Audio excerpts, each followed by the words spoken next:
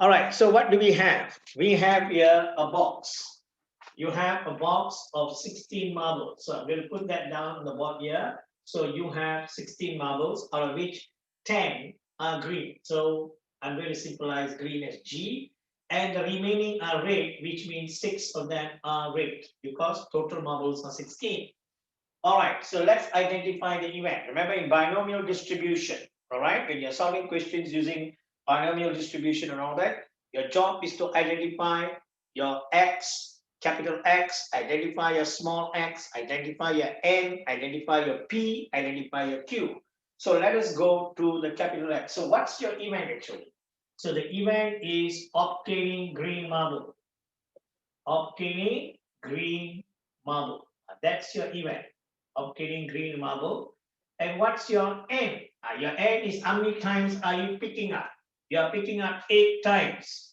All right, so your N is 8. So what's your X? So the X values will be, when you pick, see, this is your event. Your X is subjected to the event. Is obtaining the green marble, and you are doing it, you are picking up 8 times. So there's a possibility out of 8, you might have got green once, or twice, or 3 times, or 4 times, or 5 times, 6, 7, 8. But you can't get anything more than 8 because you are picking up maximum 8 times. So these are the values of X. All right? Okay. Now, what's your P? P is the probability of the success event. So the success event, the successful event here is obtaining the green marble. So what's the probability of when I pick one marble? When I pick one marble, always it's 1.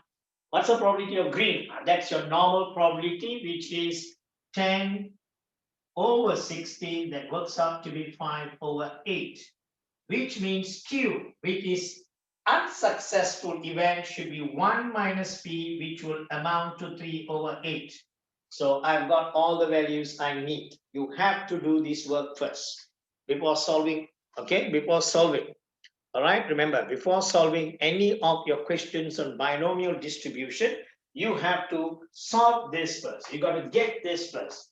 Okay, now we go for the first part of the question. What does the first part of the question want?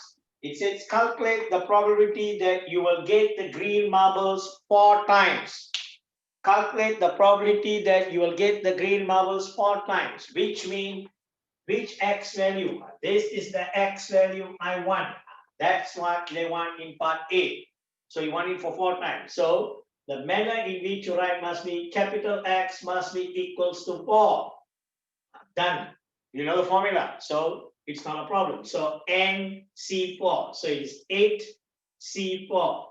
P to the power of 4. My P is 5 over 8 to the power of 4. All right. And then my Q, which is 3 over 8. The power is 8 minus 4. But so it happens to be 4. This is how you calculate. So if you were to calculate this, you will get the answer as 0.2112.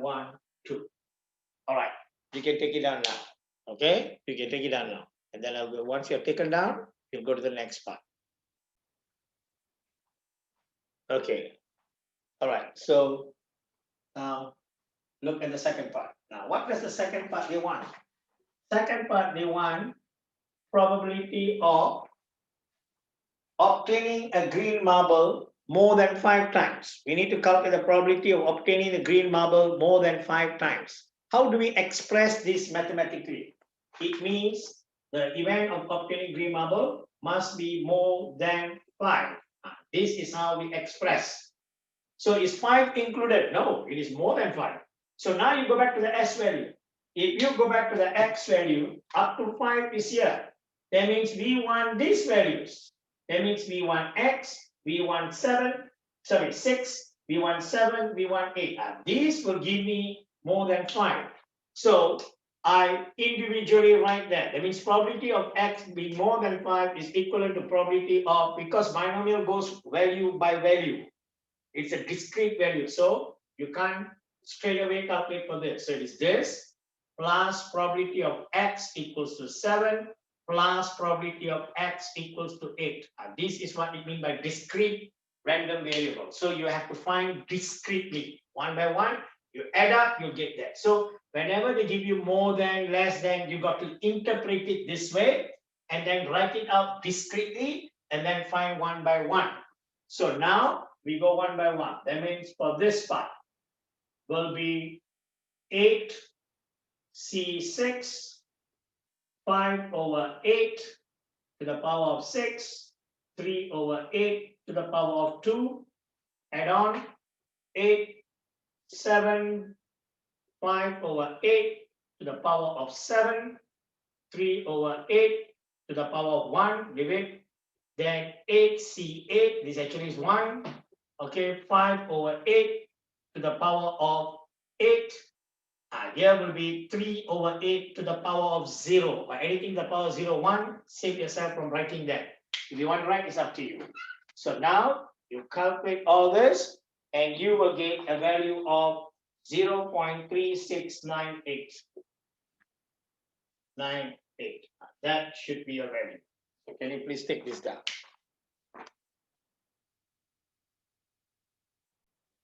All right, I'm going to go to the third part.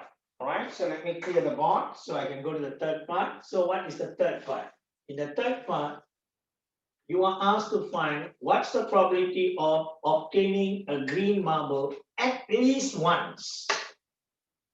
So interpret that. Understand what's the meaning of that. That means they say you are picking up the green marbles 8 times. Out of the 8 times you pick, now you're not picking the green marbles, you're picking the marbles 8 times. Out of the 8 times you're picking the marble, what's the probability at least once you will get your marble? So what is the meaning of at least once? That means that always go back to this. In the x values, that means once. Or if I go twice, it's even better because I'm asking at least once. So if I get it 2 times, fine. So this qualifies, this qualifies, this qualifies, this qualifies, this qualifies, this qualifies, this qualifies, this. Now, what you don't see here is actually your x also includes 0. All right, I purposely left that out so that for you to think of it now. What does 0 means? That means you picked up 8 times the marble. In all 8 times, you did not get green. That means it was all red. You did not. That means there is a possibility you might get all 8 times red. Of course, it's a very slim possibility, but the possibility exists. That's the most important point. And that's the meaning of this. So this means in all my 8 times, I did not. So this should be one of the values of x, which I purposely omitted out to see whether you come out with this idea. All right. So here, that's the idea I'm going to use. In other words, I want all this. So, of course, part B, probability, sorry, part C, we're now at part C. Probability of obtaining x at least once. So mathematically, it will translate into this. This is what it mathematically translates into this. Okay, that means this is how you write, at least once. And our idea is, that means I want to find the probability of x equals to 1 plus probability of x equals to 2 plus probability of x equals to 3 plus probability of x equals to 4 plus probability of x equals to 5 plus probability of x equals to 6 plus probability of x equals to 7 plus probability of x equals to 8. This is what I want. All right, so if you were to find the values of each one, plug in all the details and find, you will get the answer. But this is a long method, not to say it's a long way, long, tedious way. Now, sometimes there exist simplified ideas. Simple methods do exist. All right, that's where your analytical, creative, and your skill comes in. This is where you've got to empower your skill. That thought should come to you during the exam. All right, so if you remember what I taught you about probability, permutations, and all that, I worked on it, worked your mind on it, your analytical mind should tell you this is equivalent to 1 minus probability of x equals to 0. That means the concept here is the total probability. That means the probability of all this amounts to 1. So if I take the total probability and minus the 0, I'll get the balance.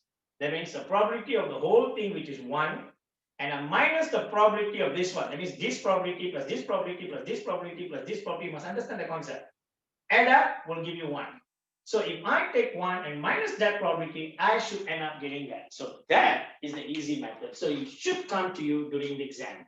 So in order for you to make sure it comes to you during the exam, you've got to do enough examples and you got to repeat.